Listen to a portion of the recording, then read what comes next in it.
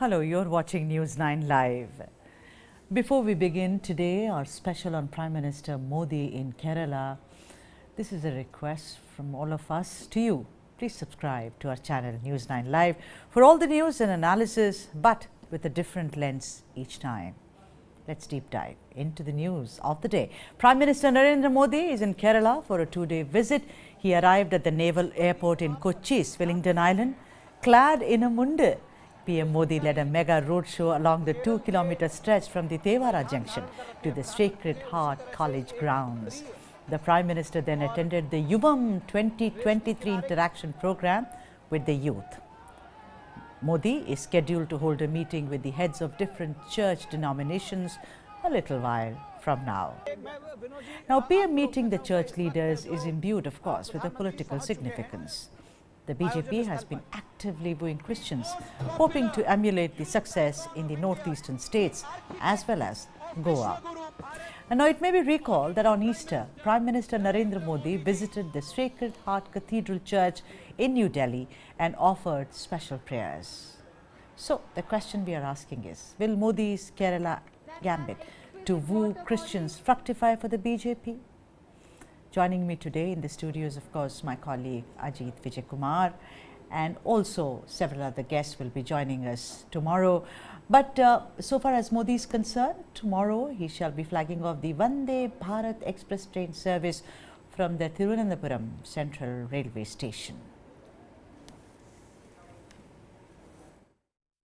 आज बीजेपी और देश का यूथ एक ही वेवलेंथ और विजन को शेयर करते हैं। हम रिफॉर्म्स लाते हैं और मेरे युवा रिजल्ट ला करके देते हैं। ये सरकार और युवा के बीच एक घनिष्ठ पार्टनरशिप है। भाजपा ने इस दौर को यूथ लेड डेवलपमेंट का युग बना दिया है। The other guest joining me is George Kaliyavail, who is a senior journalist and also Lieutenant Commander retired Gokul Chandran, who is a political analyst. Welcome to the show, both of you. But first question is to my colleague Ajit Vijaykumar. Ajit, the way Modi was showered with petals, I know we from the south are, I'm going to take, I'm not going to be very immodest here, Ajit, and say that we are very good at welcoming people and making them feel great. But it was a spectacle, I mean, if we can put up some visuals there of how he was walking all through and people were showering him with, flower petals and calling. I could read, Modi ji, Modi ji, Modi ji. Do you think this is more of a welcome for Narendra Modi than what really Modi's purpose is in Kerala, which is to woo Christians? Ajit. No, to put everything as his agenda is only to woo Christians would be kind of doing a disservice to Modi. Right? His idea of being in Kerala this time, and people do say that whenever Modi speaks, you should take him very seriously. If you were to go by his speech today, and the event, right, it is on youth, and he has been saying it non-stop now, that youth, is that section of the society who would bring in that change. That's one. Second, the BJP in Kerala kind of have this notion, which I am sure that they would have done their research on it, that Modi's personal popularity is immense in Kerala, while the party may not be that popular. Okay. I think that is the thought process which they are trying to reimagine, rebrand the party with Modi in the front. Wonderful answer. Even I thought that it is Modi is the fulcrum around which a lot of things move, whether it is Kerala or Tamil Nadu. They may say go back Modi, but Modi's popularity remains. Let me bring in the guests, George and Gokul Chandran. Good to have you both on the show. George, the question is first to you. Do you think it's Modi's popularity which cuts across age, caste, religion, gender, everything, George? Yeah, today Modi, came into a rousing welcome. The walk from Venduruthi Bridge to Tevara, that itself almost a 1 kilometer walk itself made real effects among the public in Kerala. Today he came in the Kasava Munda, as you said, Yes. the Kasava Dhoti and Juba, white Juba. That is the traditional Kerala Yes. dress with a Kasava shawl on top. You know, not just the outer things like the petals or anything. The youth who assembled at the Sacred Heart college grounds, you know, that venue also was selected very, very, very carefully. You know, Modi ji's main aim this time is to woo the Christians in Kerala, mainly, and also the youth as a whole and Kerala people as a whole. Right. You know, tonight at 7:45, after this meeting at the Yuvam meeting, which he is addressing right now in the Tevara College grounds, he was mentioning that India is at 75 and Tevara College also is 75. This is the 75th year of Tevara College, Tevara Sacred Heart College. Right. Now, he just came to the Sacred Heart Cathedral, Catholic Cathedral in Delhi, few weeks ago. Right. On the Easter day. You know, this is the continuation of the same thing. Now, he went and met Pope Francis in Vatican and invited him to Kerala.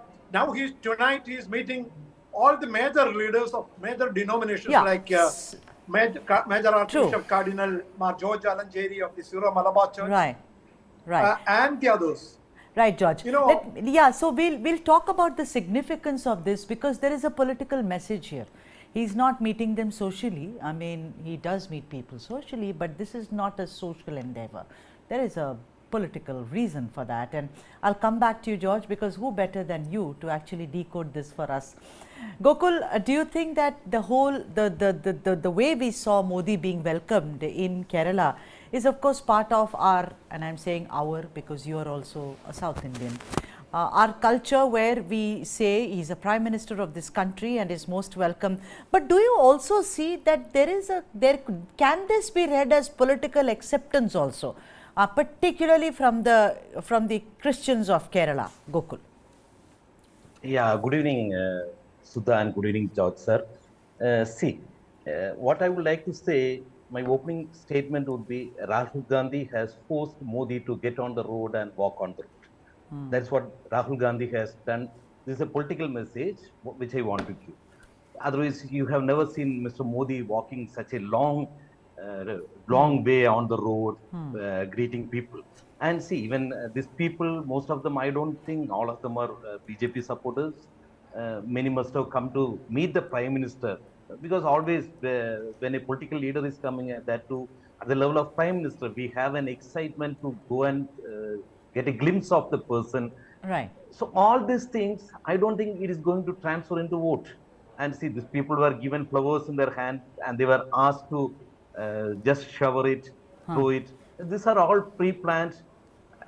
So none of these are going to transfer into vote for Modi. Yeah, people, as you said, as Prime Minister of India, yes, Kerala, it's usually they have that respect to people, they respect the chair rather than respecting the people. Let it be the chief ministers or prime ministers. So same way, the Prime Minister of India is visiting Kerala. He's in Kochi today, and the people of Kerala is giving a welcome to the Prime Minister of India. I don't see anything beyond that Narendra Modi, BJP enough. Right. Ajit, tell me something. Now let's come to the political aspect of this. Last time you and I spoke, we were speaking about how Johnny Nellore will form a party. He's over the weekend, his party is very much in place. I mean, I think it would be a stretch to say how many votes and all that, percentage and all that. But as of now, do you think it is some kind of a mobility towards consolidating the Christian votes in Kerala? Do you see Nellore forming a party, and now of course Modi coming there to kind of speak with certain denominations, as a propelling of the Christian question in Kerala? Modi meeting Christian leaders is for a reason, right? Because for BJP to grow in Kerala, the amount of votes that they have is roughly around 11%. Right. Right, and that's not enough, and they also know it. The major chunk of Hindu votes comes from the Ijwa community in Kerala, and they are kind of traditionally aligned to the left.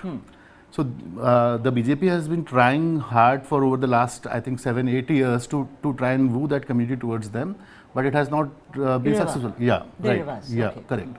So now what next? So I think the plan B is now to kind of consolidate the Christian vote, because they are more, you know, they all vote with a purpose as against the Hindu votes. So do they vote as a bloc, Ajit? You know, mostly yes, and you know, after the death of K.M. Mani and the and the problem with the Kerala Congress and Chandy leaving, Chandy also being ill, some bit of weakness has come into that en bloc voting patterns of Kerala, of Christians in Kerala, but certainly they vote with a purpose. Right. That's very clear, and there are many examples of it. So that's one area that they think that a certain percentage of votes would come to them if this whole outreach to Christians work. And for that they are doing two things. One, they are Modi is reaching out to the clergy, and second, very important, which people are not discussing, is his outreach to the youth.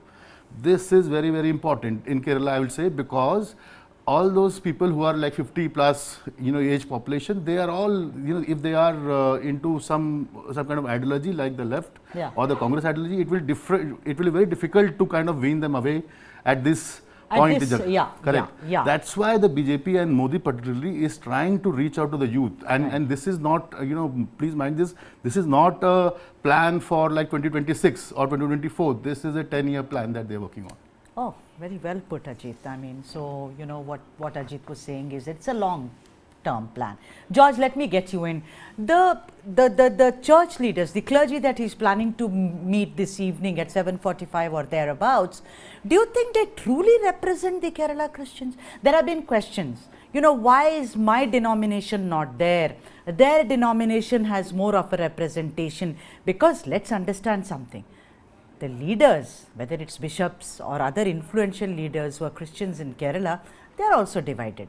For instance, some of them have been wanting, a kind of a rise in rubber prices in central Kerala. Some of them are seen as more orthodox. Some of them are seen. So you explain it to us that is he doing justice by meeting A, B, C, D, E, F, G, or he's only meeting a handful, George? You rightfully put it, especially Kerala Christians, they are more educated and more secular in nature, but they have a real grievance recently, because majority of the Christians in Kerala are belonging to the farmer community or the small scale planters, whether it is rubber, whether it is cardamom, whether it is something else, all are in distress. That is a major issue for the community. The second one is that still there is a fear factor that from Kandamal to Graham Staines to the Mother Teresa's sister's arrest to Father Stan Swami's death and so many others, and recent attack in Karnataka, in Chhattisgarh, so many others. There is real issues are there. Right. And traditionally, Christians are voting for mainly for Congress. And recently, after the passing away of K.M. Mani, and last he shifted to LDF with the CPM, and his son Jose K. Mani MP led Kerala Congress. That's a major Kerala Congress right now, with real ground support. They are with the LDF right now. And as my friend was rightly pointing out, that majority of the Hindus are Edavas, and Edavas are majority is CPM and CPI. Right. This is predominantly a Hindu party. Both are predominantly a Hindu party, though there are all other communities are there represented. Right. But majority are Hindus. Right. Now BJP's major issue is that there are 18% of the Christian votes there, and 22% is Muslim votes. Earlier that was not the case. Earlier Christians were during the independence, Christians were the majority than Muslims. Now that also is a major issue. From minority rights, all kinds of from reservation to all kinds of minority rights, the huge majority is going to Muslims, and that created major a schism, as it were, maybe right? an Islamophobia. So let me come back to you, George. Let me get Gokul Chandran. Gokul Chandran, it's a kind of what George said, that every community, of course, faith is very important, but at the same time, what do they get out of it? Do you think that the way Modi aced the Northeast, will he be able to replicate that in Kerala as well? See, Sudha, when we compare things with Northeast, this is not the first time Northeast is supporting for BJP. See, Northeast usually, if you go politically, Northeastern states, irrespective of the religion or caste, they stay with the central government. That's not a new thing which is happening in Northeast. So we cannot say the Christians in Northeast are voting for BJP nowadays. So there is a chance that it might be replicated in Kerala. No. Tomorrow, if Congress comes to power, the northeastern states will stay with Congress.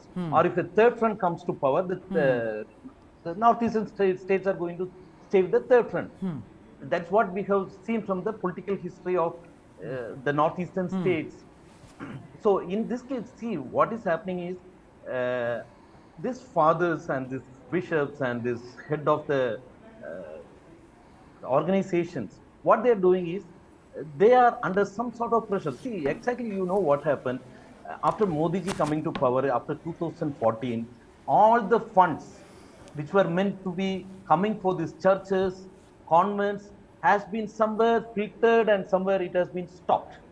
So there might be a promise from Mr. Modi. See, this plantation and this farming, these are all humbugs. Because for the past 9 years, if the BJP government couldn't do anything for the farmers, in the next 1 year, they are not going to do anything. These are all humbugs. So basically, the central government cannot have a separate law for Kerala. So that is not going to happen. Even if they announce something, it will be just a humbug and nothing more than that. Right. So basically, this churches, what they might be looking into is the funds that they were receiving from abroad.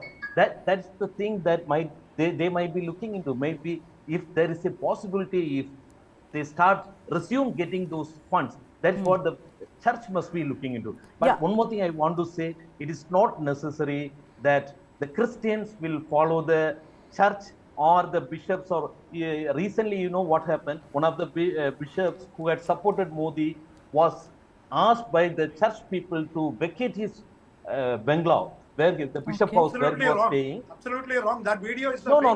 I have the video. See, that is 1 year. That happened 1 year before Modi's any nothing to do with Modi. No. See, that's a fake video. Was asked to vacate, and WhatsApp University so sorry if I am wrong.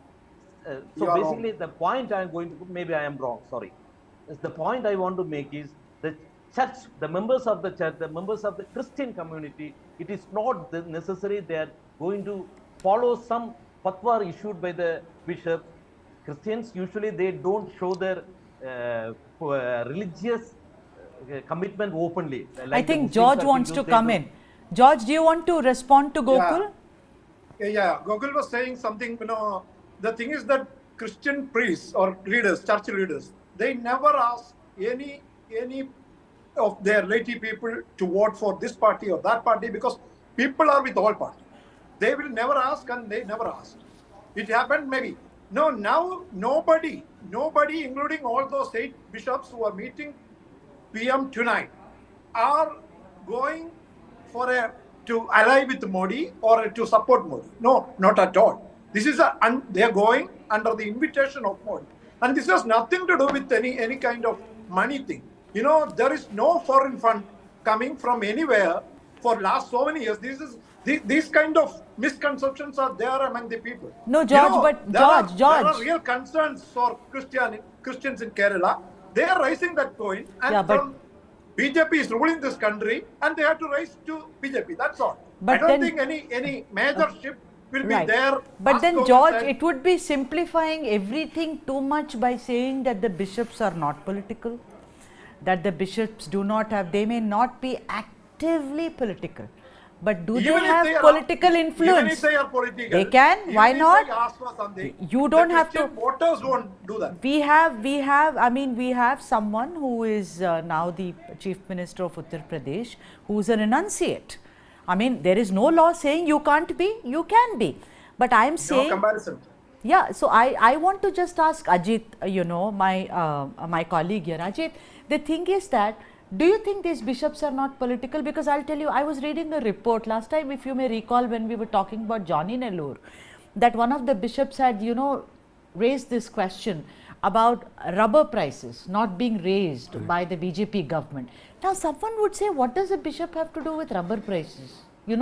But the point is, or whether it is also, we have read reports about, love jihad. Some of them have spoken about it. Some of them have spoken about the drug cartel in Kerala. So all these can be social, but they are also political. Would you agree? Or you say that, no, they are not political at all. They are only, they speak about the Lord and they speak about whatever concerns the church. Actually, the best way to look at this is to understand that the clergy, they will and they are voicing issues that are being talked about in their congregation. That is very important to understand. It is futile or we will be missing the core point if we think that they are doing it on their own and they are political and the people are kind of not aligned with them.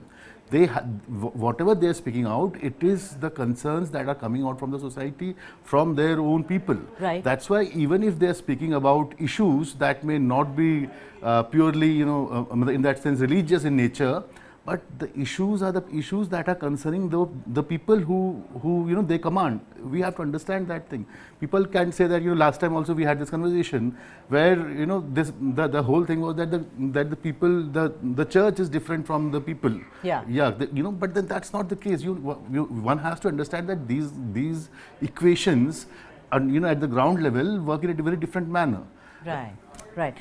George, let me get you in. Now, you say that the bishops are meeting the Prime Minister because the Prime Minister sent them an invite.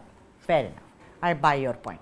But do you think the BJP has a chance to make a kind of a political presence in Kerala? You know how the South has behaved towards the BJP, except for Karnataka, whether it's Tamil Nadu, Kerala, everywhere, BJP hardly has a presence.